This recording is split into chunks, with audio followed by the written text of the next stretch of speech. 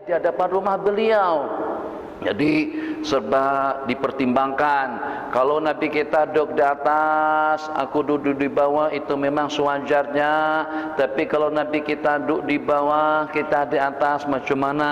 Secara hormatnya tidak patut.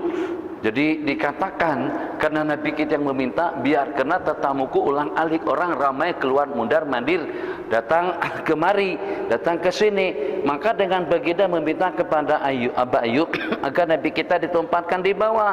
Aba Ayub dengan keluarga tinggal di lantai atas, di tingkat atas. Dikatakan perjalanan selama Nabi kita duduk di bawah itu Aba Ayub seperti berjalan penari Bali, yang kaki, ujung kaki aja berjalan tuh, yang bukan berjalan telapak kaki, tak, ujung kakinya saja, supaya tidak ada berisik, tak kedengaran bunyi, tidak mengganggu dengan keadaan baginda di bawah. Seperti itu.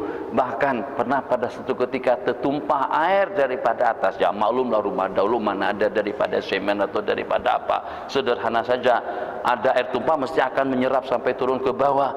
Aba Ayub merasa takut sekali. Nabi kita biasa-biasa saja. Ya biasalah kalau berlaku hal-hal yang seperti itu. Anggaplah hujan. Masya Allah, tabarakallah. Jadi kalau air menetes daripada atas, asalkan tidak menetes daripada bilik air, daripada tandas saja. Kalau daripada tandas memang masalah betul. Masya Allah, tabarakallah. Panjang cerita. Jadi Aba Ayub, setelah Nabi kita buat rumah, tidak jelas di mana rumah baginda Nabi. Nabi yang sangat pasti, tak lama kemudian Nabi kita berkawin dengan Sayyidatuna Aisyah. Berarti rumah baginda Nabi itu tepat pada kubur Nabi kita sekarang. Nak tahu rumah yang pertama yang dibangun itu adalah rumah yang ada kubur baginda sekarang ini. Baginda kawin dengan Sayyidatuna Aisyah itu pada saat sebelum hijrah ke Madinah, 3 tahun sebelum hijrah. Dan kemudian setelah hijrah ke Madinah baru Nabi kita berkumpul. Umur Sayyidatuna Aisyah pada saat itu tidak lebih daripada dalam 9 tahun sahaja. Dan juga kawin dengan Sayyidatuna Saudah, 2 istri Nabi kita. Terus yang berikutnya sampai jumlah semuanya tidak kurang daripada 9 keluarga, 9 rumah tambah dengan rumah baginda Ali. Itu yang berada di sebelah kiri kiblat kalau kita ke Madinah. Sudah ke Madinah? Jadi kita ziarah, sembahyang. Kalau kita berada di Raudhah, kubur Nabi kita ada di samping. Seperti itulah lokasinya. Jadi Masya Allah, tabarakallah, ukurannya dari sini tak sampai ke cermin sana tuh.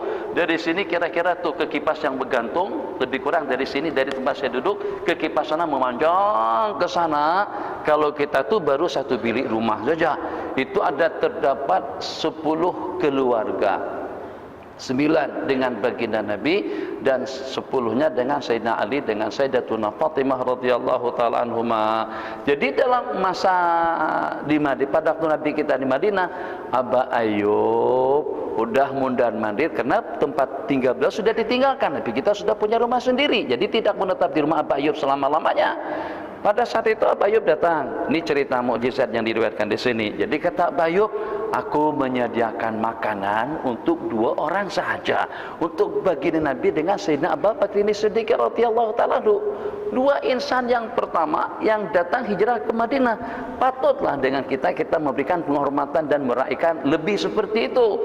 Dijemput Nabi kita bersabda, setelah diberitahukan, ya Rasulullah, hari ini dijemput makan baginda dengan Abu Bakar untuk menikmati sajian makanan yang makci, mungkin barangkali yang istri saya sajikan di rumah.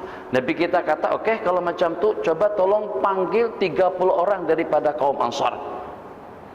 Jadi min asyrafil Ansar, bukan setakat Ansar saja, asyraf, pemuka, tokoh-tokoh Ansar. Aku meminta agar ada jemput 30 orang Tan Sri daripada Al-Ansar.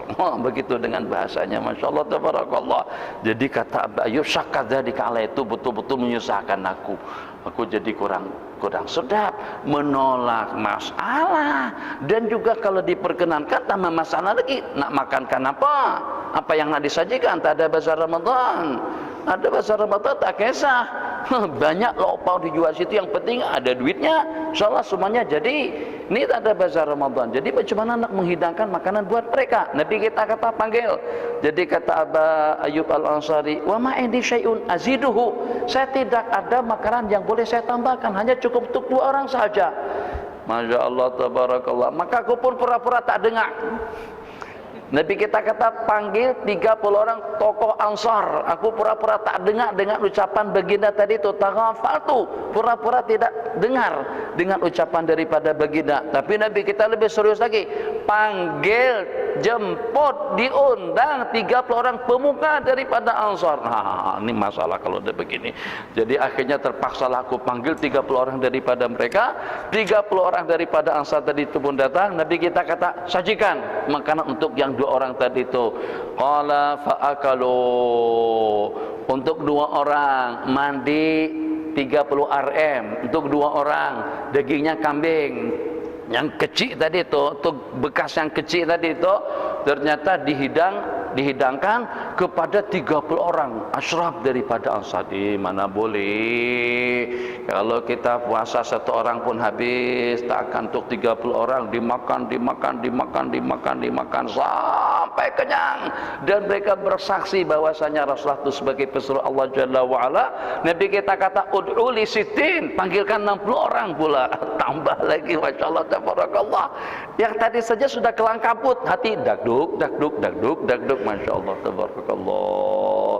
30, 60 lagi, sehingga jumlah semuanya tidak kurang daripada dalam 150 orang. Sajian makanan untuk 2 orang tadi itu cukup untuk 150 orang. Mukjizat. Ini yang disaksikan oleh para sahabat baginda Nabi sallallahu alaihi wasallam. Jadi ada yang berkata, seandainya saya hadir pada masa itu, saya mesti juga akan beriman dan percaya dengan keadaan yang berlaku. Jangan. Seronok para sahabat dapat menyaksikan mukjizat-mukjizat yang semacam itu. Bagaimana kalau pada saat dengan kita juga sekali menyaksikannya, mesti saya akan lebih daripada mereka. Jangan takut kalau awak jadi seperti Abu Jahal, tidak percaya dan juga tidak beriman. Jadi kata salafun salih, alhamdulillah dah Allah hantar kita ke dunia, kita sudah percaya dan beriman kepada baginda Nabi. Jadi jangan menghayal kita nak jadi sahabat. Takut kalau bukan jadi sahabat, ternyata jadi Abu Jahalnya, ternyata jadi Umayyahnya, ternyata jadi Utbahnya, ternyata jadi Syaibahnya. Mukjizat yang ke-22, keberkatan kambing yang dibeli Rasulullah sallallahu alaihi wasallam. Kuna ma'an Nabi sallallahu alaihi wasallam salasina wa mi'atan, kami bersama Rasulullah seramai 130 orang.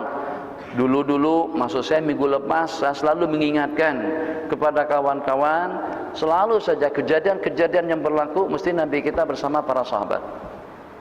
Dia maduk di halayak orang ramai, berbicara di hadapan orang ramai. Takkan pada waktu Nabi kita khutbah Jumat yang hadir hanya 4, 5, 6 orang saja. Kita pun khatibnya apa, hanya setakat membaca khutbah itu pun penuh masjid. Apalagi kalau pada saat Nabi kita yang berkhutbah. Nabi kita tak baca khutbah. Kalau Nabi kita baca khutbah, khutbahnya siapa yang Nabi kita baca? Ada jais kah? Atau cakim? Tak ada. Tapi kita khutbah secara spontan, wahyu daripada Allah Jalla wa'ala. Jadi untuk terbukti, takutlah mungkin ada sebagian daripada kita-kita yang sekarang ini terbawa-bawa dengan pengaruh Syiah yang mengatakan hadis kalau selain daripada Ahlul Bait itu kita tolak. Hadis yang boleh diterima kalau seandainya diriwayatkan oleh Ahlul Bait, kita katakan malah Ahlul Bait. Nabi kita bukan senantiasa selalu dengan baginda Ali, dan juga baginda Ali pun juga tidak senantiasa dan selalu dengan Sayyidina Rasulullah. Sayyidina Hasan dan Husain masih kanak-kanak. Waktu Nabi kita berperang, apakah dengan Ahlul Bait? Tidak. Yang berangkat pasukan daripada Muhajirin dan Ansar. Itu yang membuktikan Anda menerima atau tidak menerima, tapi wajib menerima kenyataan, fakta sejarah juga fakta kenyataan yang mengelilingi dan yang menyertai Sayyidina Rasulullah sallallahu alaihi wasallam. Itu adalah di kalangan kaum Muhajirun dan Ansar, di mana boleh dipastikan dalam 95 atau 98% kesemuanya bukan daripada Ahlul Bait. Kalau kita nakkan riwayat hanya daripada Ahlul Bait saja, kita tidak akan mengenal hukum, kita tidak akan mengenal Islam. Kenapa? Satu, karena sedikitnya, kemudian yang kedua karena kebanyakan daripada mereka tidak percaya dan juga tidak beriman dengan baginda Rasulullah sallallahu alaihi wasallam. Kami sejumlah 130 orang. Faqala Nabi sallallahu alaihi wasallam, apakah ada di antara daripada kalian yang memiliki makanan? Tiba-tiba ada seorang laki-laki yang memiliki sa' min ta'amin, yang memiliki satu gantang daripada gandum. Fa'ujina, maka yang satu gantang tadi itu dijadikan tepung, ujina diadun, faja'a rajulun mus'anun tawilun, tiba-tiba datang seorang laki-laki pengembala dengan membawa beberapa ekor kambing yang sukuha. Faqala Nabi sallallahu alaihi wasallam, laki-laki yang berambut panjang tadi itu yang membawa beberapa ekor kambing menyerahkan salah satunya kepada baginda, apakah ini nak dijual atau nak dihibahkan? Kata dia, la bal bai'un, bagus, berterus terang, ya terserah Tuan Haji lah. Dalam hati, kalau dibeli lebih elok. Ya kalau memang nak dibeli, bagi tahu lah, macam jangan terserahlah. Potong, makan dulu. Nak makan tak? Serahlah, kalau disajikan ya oke lah. Kalau tak disajikan macam mana? Lapar kita. Terus terang saja, kalau memang nak, kalau tak nak. Kawan, malam tu anak pada masa duduk di beranda rumah, ada datang tetamu daripada timur atau daripada mana. Ternyata tetamu tadi itu memberitahukan ada dengan seseorang katanya minat dengan anta, apakah anta berkenan untuk menjadi suami dia, atau sebaliknya untuk menjadi istri dia? Apakah anta berkenan untuk menjadi suami dia atau macam mana? Terserah Tuan Syekh lah. Jangan terserah nah. Kalau kata nak tak payah, menjadi apa? Ada orang nak bagi kereta, ada orang nak bagi tanah, ada orang nak bagi duit. Terserah Tuan Syekh lah. Nah, itu keperluan kita, bukan keperluan Tuan Syekh. Kalau Tuan Syekh tolak, lenguhlah aku. Akhirnya menyesal, ya Allah, kenapa Tuan Syekh tolak tu? Itulah kenapa kata terserah anak.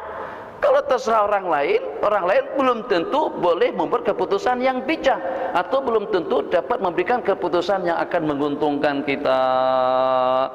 Qala, ini bagaimana nih? Kata dia dijual.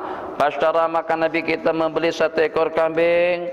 Wa amara Rasulullah sallallahu alaihi wasallam bisawadil batni ayyuswa. Nabi kita meminta agar dengan hatinya itu dibakar. Maksudnya di sate. Nanti juga dibakar seperti kita membakar sate. Faqala waimullah, demi Allah, tidak ada seorang pun daripada yang 130 orang tadi itu melainkan dapat bahagiannya daripada hati. Hati itu tak besar mana, kecil je, tapi macam mana masing-masing dapat potongan daripada hati tadi itu. Qala ila hazzahu min sawadi. Qala illa hazzahu Rasulullah sallallahu alaihi wasallam huzzatan iqta'atan. In kana syahidan, kalau seandainya hadir Nabi kita bagikan langsung, kalau seandainya tidak Nabi kita simpankan. Begitu yang namanya teman. Mencari teman tidak mudah, begitu. Mencari teman memang mudah. Bila mencari teman itu mudah? Kalau untuk ajak makan nasi mandi. Mencari teman memang susah kalau untuk urusan di depan pintu penjara. Itu lagunya Roma tahun 75-an pada waktu itu. Mencari teman tidak mudah. Kenapa? Kalau untuk urusan penjara orang tak nak. Anak-anak ada urusan sedikit di Bukit Aman. Bukit Aman, innalillahi wa inna ilaihi raji'un. Tidak bakalan aman datang ke situ. Tapi kalau ajak, yuk kita ke dhiyafah yuk. Petaling, senang. Ayo kita nasi mandi, akur. Insyaallah tabarakallah. Ngantuk tak kisah sebab itu urusan makan. Tapi kalau ajak untuk urusan-urusan yang menyusahkan, orang pikir dulu. Itu ceritanya. Jadi bagaimana? Masya Allah, setianya baginda dengan para sahabat. Yang tak ada pun tetap Nabi kita simpankan. Begitu kita dengan kawan. Ini kawan kita ditungkus-tungkus kerja banyak, buat kerja sana sini. Ya Allah, alhamdulillah kita dapat hidangan. Oke, diingat teman kita tadi itu. Ini teman kita seperjuangan. Takkan pada saat teman kita susah-susah buat kerja, saat kita datang ke kamar, datang ke bilik, udah makan belum? Belum. Jadi gimana? Ada persiapan? Enggak. Itu terlambat, disalahkan lagi kawan. Kita lah yang berinisiatif. Hidangkan makanan atau carikan makanan untuk teman kita yang terlambat.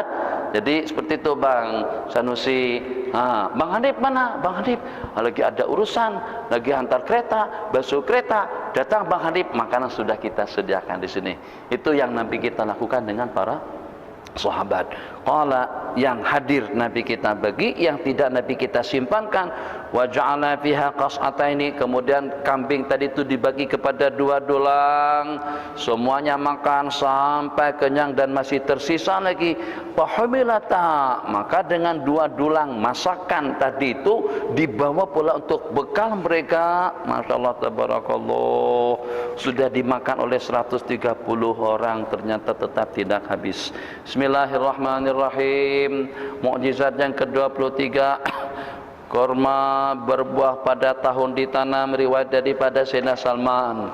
Sayyidina Salman dikatakan sahabat Nabi kita yang berusia 350 tahun.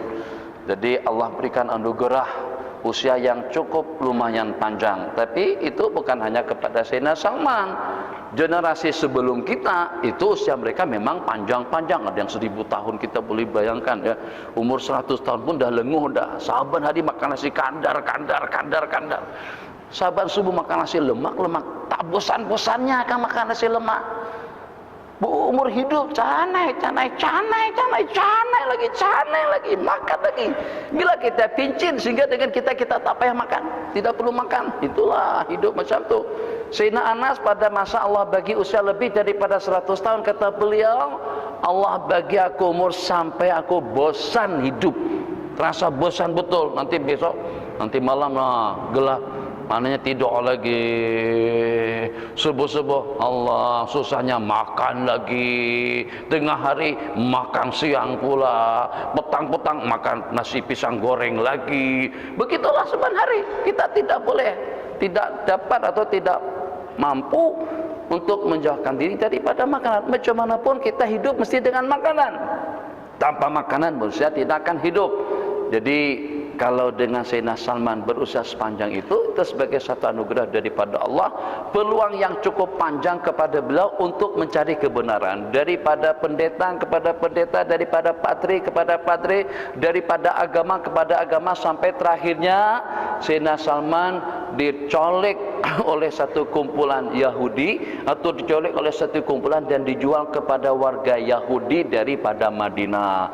Sampai ke Madinah yang walaupun tak ada Facebook, orang tak tahu berapa nomor handphone beliau, tapi beliau cari informasi, cari, ternyata Nabi akhir zaman sudah ada di Madinah.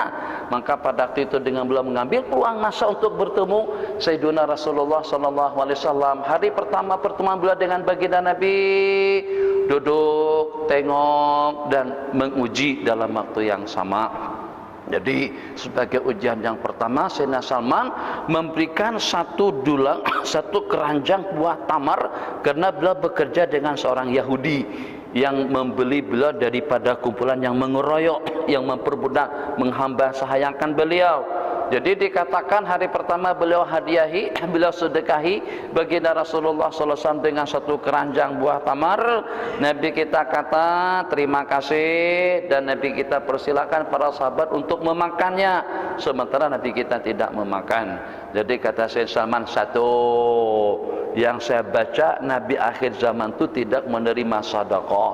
Pada hari kedua, ini bukan sedekah, ini adalah hadiah daripadaku. Nabi kita duduk sekali makan dengan mereka. Bagus, duduk yang betul bang. Sila. Tengok saya duduk begini. Insya Allah 3 jam saya duduk begini. Itu bedanya.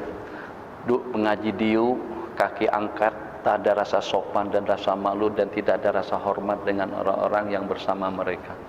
Dengan pengajian yang seperti ini, kami di Mekah dididik beradab dan dididik untuk menjaga hormat, ta'zim, untuk menjaga kemuliaan para malaikat-malaikat yang hadir bersama kita dalam pengajian ilmu.